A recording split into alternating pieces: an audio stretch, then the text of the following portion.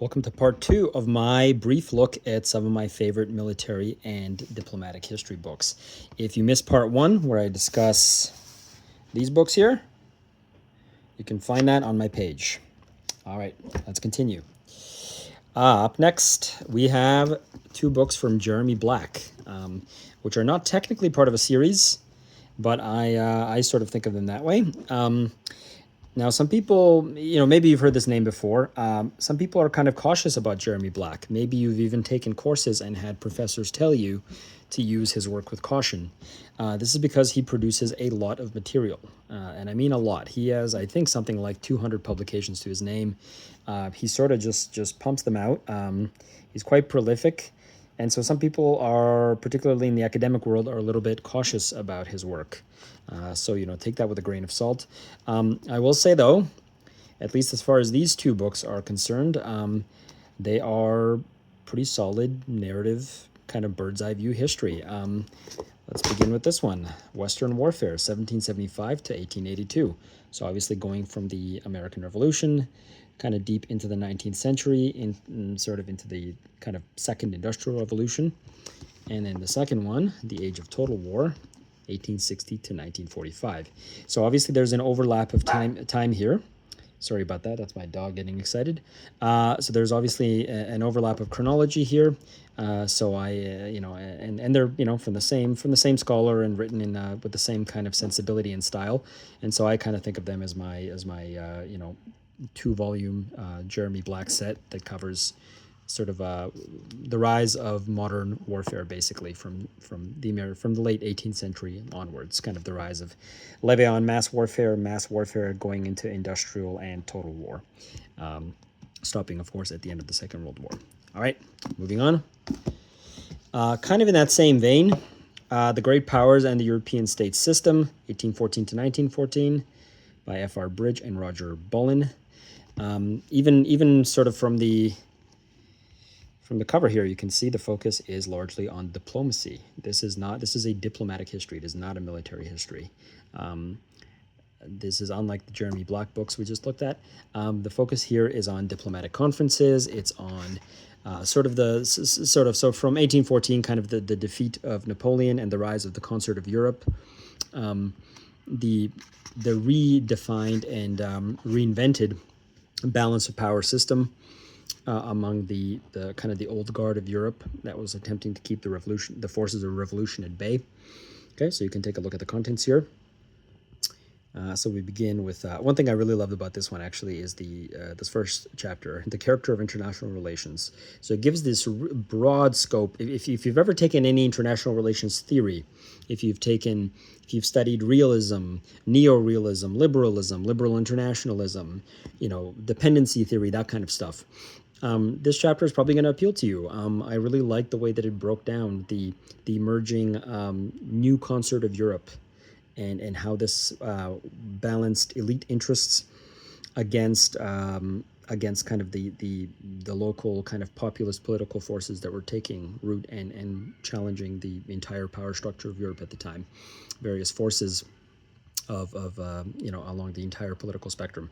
So moving on, I'm sure by now you've kind of scanned the table of contents here, but effectively talking about the transition away from Napoleonic warfare into kind of revolutionary warfare, disrupting the balance of power of Europe, and then ultimately moving towards the unification of Germany and Italy, which fundamentally changed the whole architecture of European power. So this is I love this book. This is one of my favorite ones, honestly. Lots of maps, lots of diagrams, lots of charts, lots of little inset boxes, talking about various little tidbits that are useful to know. There's a chronology at the end, which is very good. A pretty solid bibliography, an index of persons too, which is really good. I can maybe show you that briefly. Let's see, there's the chronology here. This is just a solid book on 19th century and kind of early 20th century diplomacy. and moving into the chaos and the tragedy of World War One. All right. Up next, another 2-volume set from Norman Rich, Great Power Diplomacy, 1814 to 1914, and Great Power Diplomacy since 1914. These are just dense, detailed, richly detailed books. I will say they're not written in as much of a flashy style, maybe a little bit dull to read at times, because the author really is preoccupied with just getting a huge amount of information across. Everything is kind of clearly labeled, everything is broken down. There are some extremely, everything is mentioned. It is largely diplomatic. It is not a military history. It's a diplomatic history.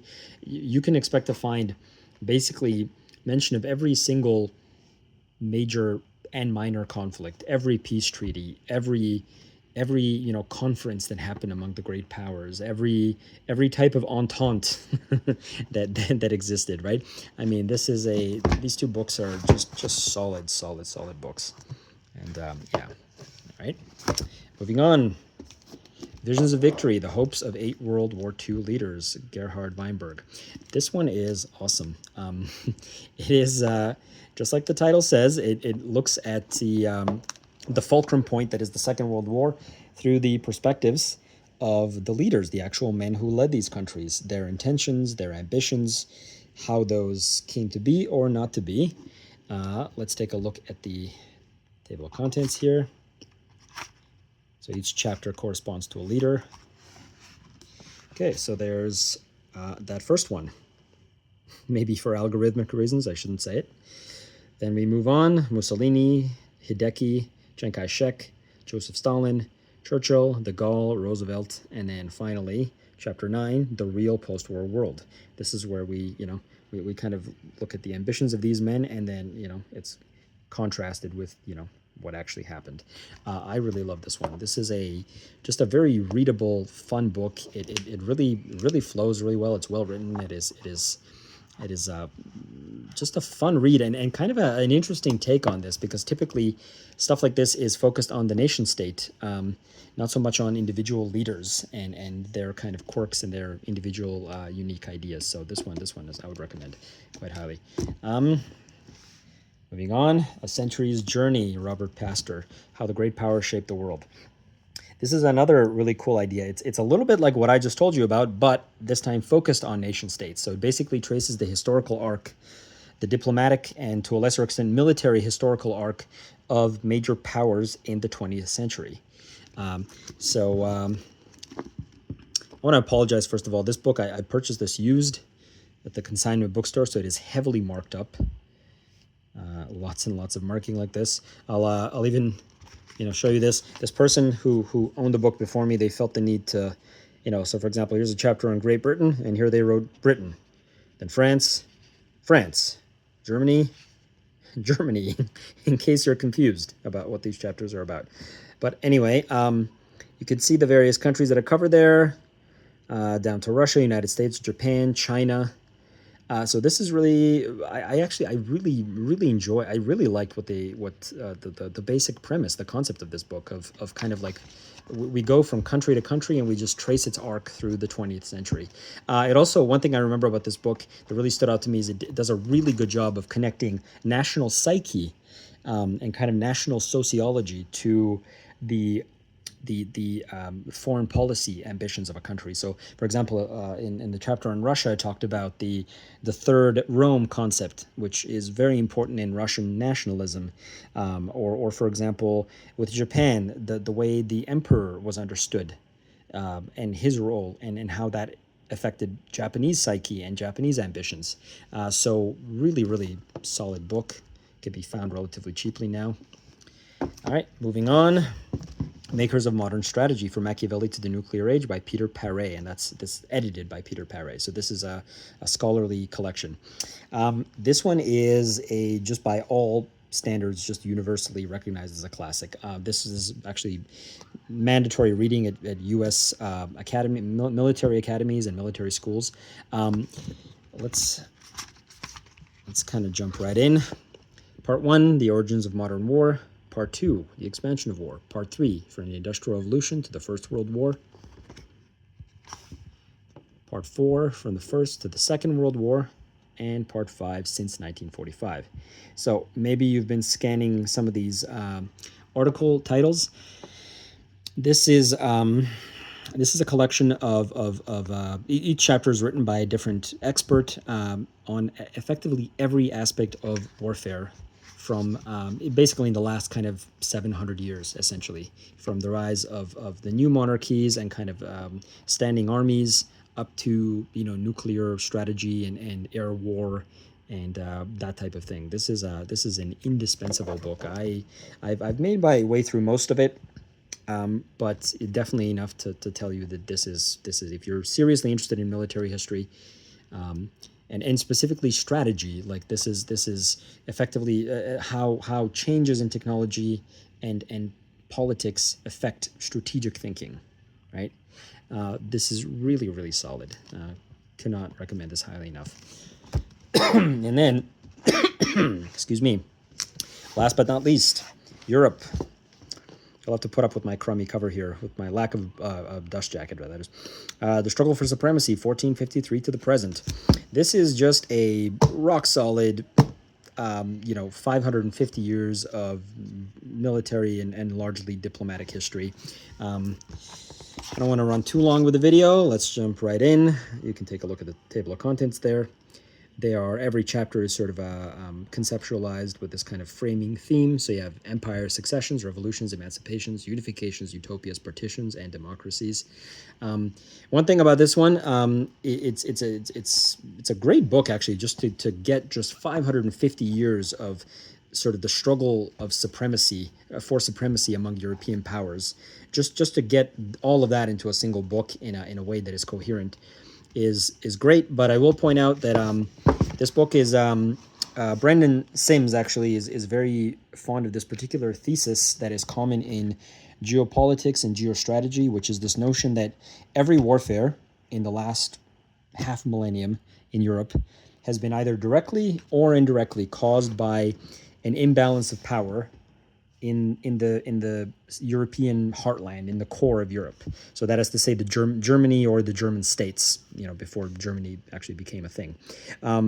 So this idea is basically that kind of in the heart of Europe, some kind of imbalance will form, and then that'll pull everybody else in, because the core of Europe is kind of like the center of the chessboard, right? So this is actually a very sort of common, in fact, it's taken by a lot of foreign policy people. A lot of people who work at like military think tanks and foreign policy think tanks sort of take this thesis to be gospel, essentially.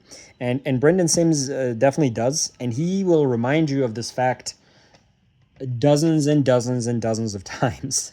And so kind of be prepared. It is repetitive in that way, because he really takes every opportunity to point out how how this given policy, or when such and such emperor or prince did this, this lines up with this kind of thesis that I'm going for. So he really does bring it up a lot. And I mean, so kind of be prepared for that. But otherwise, well written. Maybe a little bit naive towards the end during the discussions of the Cold War, maybe a little bit too simplistic in the way he looks at foreign policy of the United States, and perhaps a little too taking certain things at face value a little too much. But other than that, it's a solid overall narrative kind of survey history of 550 years of European struggle for supremacy. All right, thank you for watching.